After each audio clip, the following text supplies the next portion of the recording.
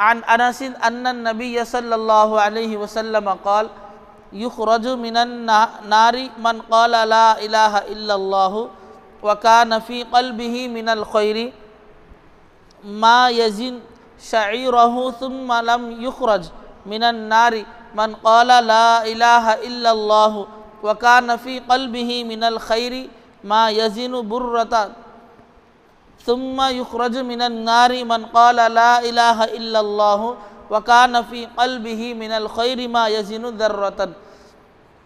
हज़रत अनस रज़ी अल्लाहु अन्हु से मरवी है, रसूलुल्लाह सल्लल्लाहु अलैहि वसल्लम ने इरशाद फरमाया, दोज़ख में से वो सब लोग निकाल लिए जाएंगे जिन्होंने ला इलाहा इल्लल्लाहु कहा और उनके दिल में जौ के दाने के बराबर भी भलाई थी। फिर वो लोग भी निकाल लिए जाएंगे जिन्होंने ला इलाहा इल्लल्लाह कहा और उनके दिल में गेहूं के दाने के बराबर भी भलाई थी। उसके बाद वो लोग भी निकाल लिए जाएंगे जिन्होंने ला इलाहा इल्लल्लाह कहा और उनके दिल में ज़र्रा बराबर भी भलाई थी। जैसा कि अहादीस साबिक़ा की तशरीह में मुफस्सल और मुदल्लल तौर पर लिखा जा चुका है, इसी तरह इस हदीस में भी ला इलाहा इल्लल्लाह कहने से मुराद दीन इस्लाम कबूल करना और उसका इकरार करना है। इस बिना पर हदीस का मतलब ये है कि कुछ लोग इस्लाम का कलिमा पढ़ते हों और अपने आप को इस्लाम से वाबस्ता करते हों और उनके दिल में ज़र्रा बराबर खैर यानी नूर ईमान हो, तो वो बिल आखिर दोज़ख से निकाल ही लिए जाएंगे। इस रिवायत में 3 जगह खैर का लफ्ज़ आया है, जिसका तर्जुमा हमने भलाई का किया है, लेकिन हज़रत अनस की इसी हदीस की एक दूसरी रिवायत में, जिसको इमाम बुखारी ने भी ज़िक्र किया है, बजाय खैर के ईमान का लफ्ज़ भी आया है, जो इस बात का साफ करीना है कि यहाँ खैर से मुराद नूर ईमान ही है। इस हदीस से 2 निहायत अहम बातें जो अहले हक़ के ख़ास इजमाई अक़ाइद में से है पूरी सराहत और सफाई के साथ मालूम हो जाती हैं। अब तक जो बात बताई जा रही थी कि कलिमा पढ़ने का मतलब जो है दीन को मुकम्मल तौर पर कबूल कर लेना। दीन कहाँ से आ रहा है? कुरान से और अल्लाह के रसूल से मुकम्मल तौर पर हमारे सामने आया है। तो उसको दूसरे अल्फाज में बताया गया, अल्लाह और उसके रसूल के हर पैगाम को मुकम्मल तौर पर कबूल कर लेना, अमल करने के लिए मुकम्मल तौर पर तैयार हो जाना, ये मतलब है कलिमा पढ़ने का। तो मुसन्निफ़ रहमतुल्लाहि अलैह इस हदीस को सामने रखते हुए फरमाते हैं कि आदमी कलिमा पढ़ने के बाद अगर कलिमा पढ़ने से उसके अंदर जो है ईमान का नूर रोशन होता है। अब जैसा हमारे नेक आमाल रहेंगे वैसा जो है ईमान के उसके अंदर ईमान में इजाफ़ा होता रहेगा, और गुनाह करते रहेंगे तो आदमी इसमें कमज़ोर होता रहेगा और वो जो है शैतान के बहकावे में चला जाएगा। अब आदमी कलिमा पढ़ रहा है, गुनाह भी हो रहा है, तो फरमाया गया सज़ा होने के बाद आखिर में जन्नत में भेजा जाएगा। तो उसी की तरफ इशारा करते हुए फरमाया कि जहन्नम में जाने के बाद दिल के अंदर ज़र्रा भी ईमान होगा तो वैसे आदमी को भी जहन्नम से निकालकर जन्नत में भेजा जाएगा। वही हदीस यहाँ पर पेश की गई है। उसी को फरमाया कि दिल में ज़र्रा भी खैर हो। दूसरे हदीस में फरमाया वहाँ खैर की जगह ईमान का लफ्ज़ इस्तेमाल फरमाया है। ये मतलब बताया जाता है कि जहन्नम में जाने के बाद जिन लोगों के दिलों में ज़र्रा बराबर भी ईमान था, नूर ईमान, ईमान का नूर इंसान के दिल में ज़र्रा भी था, तो वैसे आदमी को भी अल्लाह तबारक व तआला जहन्नम से निकाल कर जन्नत में डाल देंगे। तो इससे ये भी बात समझ में आती है कि ईमान आमाल के हिसाब से बढ़ता भी है, कम भी होता भी है। जिस तरह लाइट के अंदर करंट का जो ट्रांसफ़र होता है, अगर वो अच्छा मजबूत रहा तो फ़ैन भी अच्छा तेज़ी से फिरेगा और लाइट भी रोशनी ज़्यादा देगी। अगर करंट में पावर कम हो गया तो लाइट के अंदर रोशनी भी कम हो जाती है। तो इसी तरीक़े से हमारे अंदर नेक आमाल ज़्यादा रहेंगे तो हमारे अंदर ईमान की नूर, ईमान की हलावत ज़्यादा होगी। उसका ये फ़ायदा होगा कि शैतान के बहकावे में जल्दी नहीं आएंगे। अगर हम कलिमा पढ़ते हैं जिसके अंदर ईमान का नूर रोशन तो होता है, लेकिन हम गुनाह करेंगे तो वो जो नूर होता है वो नूर धीमे धीमे धीमे कम होते चला जाता है। उसके बाद इंसान जो है नेकी पर मजबूती से खड़े रहने के बजाय कमज़ोर हो जाता है, गुनाहों की तरफ मुतवज्जह हो जाता है। तो इस हदीस से ये भी समझ में आई बात कि ईमान हमारे आमाल के हिसाब से बढ़ता भी है, कम भी होता भी है, और उसके हिसाब से हमें कल क़यामत के दिन बदला भी मिलेगा। तो हमें हमेशा अपने ईमान को मजबूत करने की कोशिश करना चाहिए। और यहाँ दूसरी बात ये बताई गई कि बहुत से लोग कलिमा पढ़ने के बावजूद अपनी बद आमालियों के सबब दोज़ख में भी डाले जाएंगे।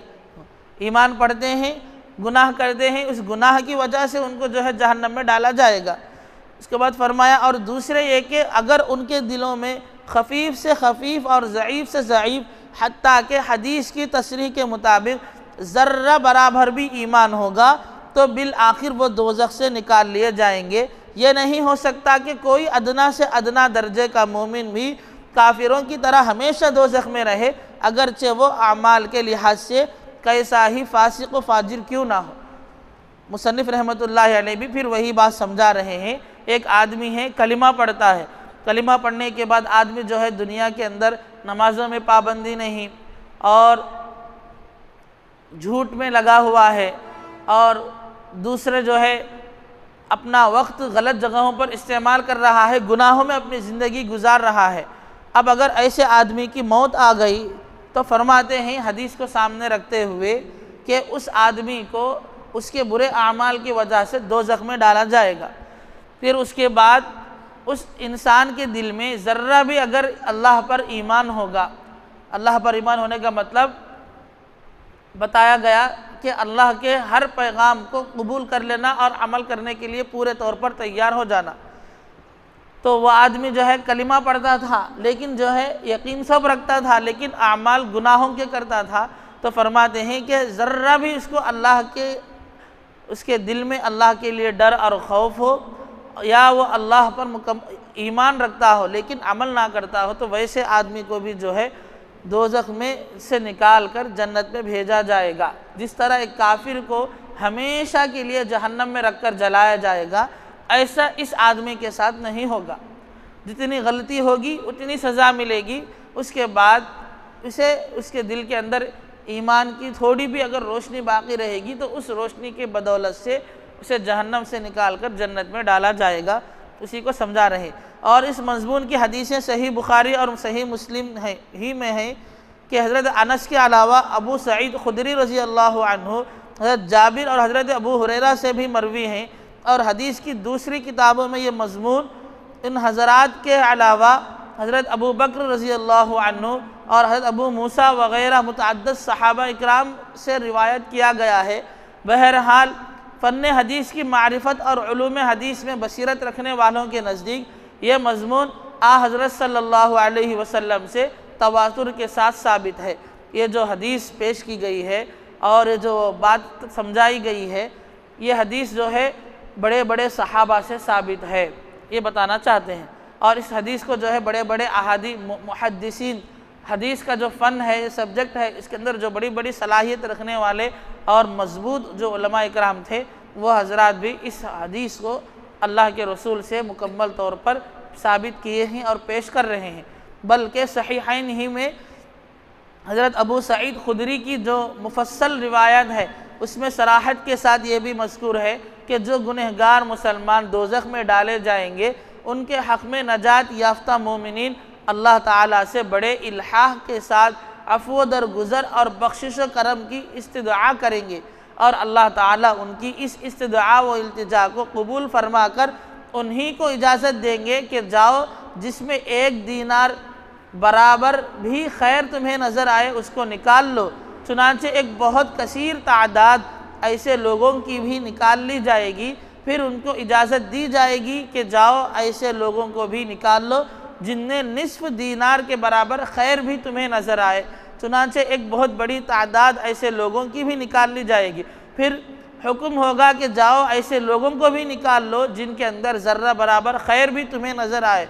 चुनांचे फिर बहुत बड़ी तादाद इस दर्जे के लोगों को भी निकाल ली जाएगी और उसके बाद ये सिफारिश करने वाले ख़ुद अर्ज़ करेंगे, रब्बना लम नज़र फ़ीहा खैरन, खुदावंद अब दोज़ख में हमने कुछ भी खैर रखने वाला कोई आदमी भी नहीं छोड़ा है। उसके बाद हक़ ताला का इरशाद होगा, शफ़ाअतिल मलाइकतु व शफ़ाअन नबिय्यूना फ़रिश्तों की भी सिफारिश हो चुकी, नबियों की भी सिफारिश हो चुकी, मोमिनीन की भी सिफारिश हो चुकी और उनकी सिफारिशें भी कबूल की जा चुकी। अब बस अब अर्हमुर राहिमीन ही की बारी रह गई। फिर अल्लाह ताला ख़ुद अपने मग़फ़िरत और रहमत के हाथ से ऐसे लोगों को भी दोज़ख से निकाल लेंगे जिन्होंने कभी कोई नेक अमल किया ही ना होगा। आगे हज़रत अबू सईद की इसी हदीस के आखिर में उन लोगों के मुताल्लिक़ ये भी है, हाउलाई उतक़ाउल्लाहिल्लज़ीना अदख़लहुमुल्लाहुल जन्नह, ये लोग अल्लाह के छोड़े हुए होंगे, अल्लाह उनको जन्नत में दाखिल करेगा बग़ैर अमल के जो उन्होंने किया हो और बग़ैर खैर के जो उन्होंने पेश किया हो। गोया वो लोग होंगे जिनके पास बहुत ही ज़ईफ़ और नहायत ही ख़फ़ी ईमान के सिवा अमल साली और खैर का कोई सरमाया बिल्कुल ना होगा, मगर अल्लाह ताला बिल आखिर उनको भी अपने रहम करम से दोज़ख से निकाल कर जन्नत में दाखिल कर देंगे। इस मसले में इस्लाम की इब्तिदाई सदियों में मुर्जिया और ख़वारिज ने इफ़रात व तफरीद की राह इख्तियार की थी और आजकल भी बाज़ हलकों का रुझान इफ़रात की तरफ और बाज़ का तफरीद की तरफ हो रहा है। इसलिए हमने हदीस की नफ्स तशरीह से ज़्यादा चंद सतरें लिखना ज़रूरी समझी। वल्लाहु यहदी मन यशाअ इला सिरातिन मुस्तकीम। बहुत अहम बात एक ये बताई गई कि हज़रत अबू सईद खुदरी रज़ी अल्लाह अन्हु की एक रिवायत है, उन्होंने इस रिवायत के अंदर एक बात ये बताई, कल क़यामत के दिन जो बंदे मोमिन होंगे जिन्हें जन्नत में भेजा जाएगा, वो बंदे जो है अल्लाह तबारक व तआला के सामने बहुत आजिज़ी के साथ, इनकिसारी के साथ अल्लाह तबारक व तआला से सिफारिश करेंगे। जो बंदे मोमिन होंगे वो सिफारिश करेंगे, किन के लिए करेंगे? जो जहन्नम में जाने वाले होंगे। जो मुसलमान हजरात जहन्नम में अपने गुनाहों की वजह से जा रहे होंगे, उन लोगों की मोमिन बंदे जो जन्नत में जाने वाले हैं वो अल्लाह के सामने सिफारिश करेंगे और अल्लाह तबारक व तआला कहेंगे, सबसे पहले ये बात कहेंगे, जिसके अंदर एक दीनार के बराबर भी ईमान होगा, ऐसे कितने लोग हैं सबको लेकर के जन्नत में चले जाओ। जब ये बारी हो जाएगी तो फिर और एक मरतबा अल्लाह की तरफ से ऐलान होगा, अब आधा दीनार जिसके अंदर ईमान है, आधे दीनार के बराबर भी उसके अंदर उतना भी खैर का काम किया हुआ वो इंसान हो, उसके अंदर उतना भी ईमान हो, तो फरमाया कि उन लोगों को भी जहन्नम से निकाल कर जन्नत लेकर के चले जाओ। इस तरीके से अल्लाह तबारक व तआला मोमिन बंदों को कहेंगे और वो मोमिन बंदे मुकम्मल तौर पर जितने होंगे सब को लेकर चले जाएंगे और आखिर में कहेंगे, ऐ अल्लाह, जिसके अंदर थोड़ा भी ईमान था हमने किसी को नहीं छोड़ा, सबको जो है जहन्नम से निकाल कर जन्नत में लेकर के चले गए। तो उसके बाद अल्लाह तबारक व तआला फरमाएंगे कि फ़रिश्तों की भी सिफारिश हो गई, नबियों की भी सिफारिश हो गई और मोमिन बंदों की भी सिफारिश हो गई। यहाँ एक बात ये भी समझ में आ रही है कि कल क़यामत के दिन मोमिन बंदे भी हमारी सिफारिश करेंगे। इसीलिए हमारे ताल्लुक़ात कभी भी ऐसे ना हो कि इन ताल्लुक़ात की बुनियाद पर कल क़यामत के दिन वह आदमी हमें छोड़कर ना चला जाए।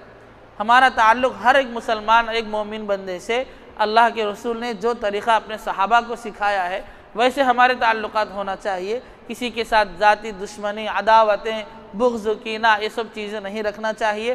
किसी को तकलीफ़ और नुकसान भी नहीं पहुँचाना चाहिए। हर एक के साथ अल्लाह के रसूल ने जो हमदर्दी का मुआमला किया है उसके साथ अपनी ज़िंदगी को गुजारना चाहिए। इंसान है, गलती और गुनाह होता है, माफ़ करना ये अल्लाह की आदत है। जो बंदा अपने मिजाज के अंदर माफ़ करने की आदत बनाएगा, और ये बात भी है कि अल्लाह की मिजाज माफ़ करने की भी है और गलती पर इंसान को आगाह करने की भी है।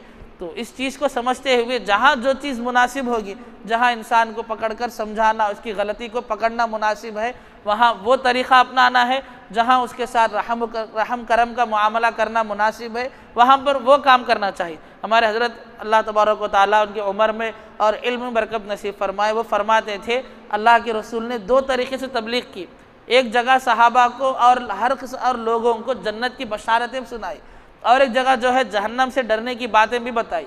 तो फरमाते हैं कि कामिल डॉक्टर वो है जो इंसान की बीमारी पर जो है उसकी तकलीफ़ का एहसास ना करे, बल्कि उसके लिए जो मुनासिब होगा, अगर उसे दवाइयों के ज़रिए से इलाज होना मुनासिब है तो दवाई से वो इलाज करते हैं, अगर उससे भी ना हो, इंजेक्शन से अगर हो उसे तकलीफ़ भी हो तो वो उसको भी अपनाते। तो इसीलिए हमारा ताल्लुक़, हमारा काम का तरीक़ा ऐसा हो कि जहाँ मोहब्बत के साथ रहम करम का मामला करने की बात हो वहाँ पर रहम करम करना चाहिए, गलती को दरगुज़र करना चाहिए, माफ़ करना चाहिए। जहाँ पकड़ना उसके लिए मुनासिब है, गलती पर रोकना मुनासिब है, पकड़कर उसे डांटना, उसे समझाना मुनासिब, वहाँ पर ये तरीक़ा अपनाना चाहिए। उसके बाद फरमाया कि ऐसे लोगों को अल्लाह तबारक व तआला फिर आखिर में क्या करेंगे, वो आदमी जो बस कलिमा पढ़ता था उसके अलावा कुछ नहीं करता था, ऐसा भी आदमी कल क़यामत के दिन जहन्नम में होगा। तो ऐसे लोगों को भी अल्लाह तबारक व तआला जहन्नम से निकाल कर जन्नत में भेजेंगे। उसके बाद एक फितनों के जो शुरू ज़माने में, यानी आज से कई सदियों पहले, जो मुर्जिया और खवारिज नाम के जो फितने हैं उनका भी ज़िक्र फरमाया कि वो लोग भी जो है इस मसले के अंदर बहुत एहतियात नहीं इस्तेमाल करते बल्कि बहुत लापरवाही करते हैं। बहरहाल उसमें बहुत तफसीली बात है, बस इतना समझना ज़रूरी है कि हमें कलिमा पढ़ने के साथ साथ जो है अपने अंदर उस पर अमल करने का जो जज्बा होना चाहिए उसको बाकी रखना चाहिए और अपने ईमान का मुकम्मल तौर पर तहफ़्फ़ुज़ करना चाहिए। अल्लाह तबारक व तआला से दुआ है कि अल्लाह तबारक व तआला हमें अपने ताल्लुक़ात को सही तरीक़े से क़ायम रखने की और अपने ईमान की हिफाजत करने की तौफ़ीक़ नसीब फ़रमाए। सुब्हानल्लाहि व बिहम्दिही, सुब्हानकल्लाहुम्मा व बिहम्दिका व नशहदु अल्ला इलाहा इल्ला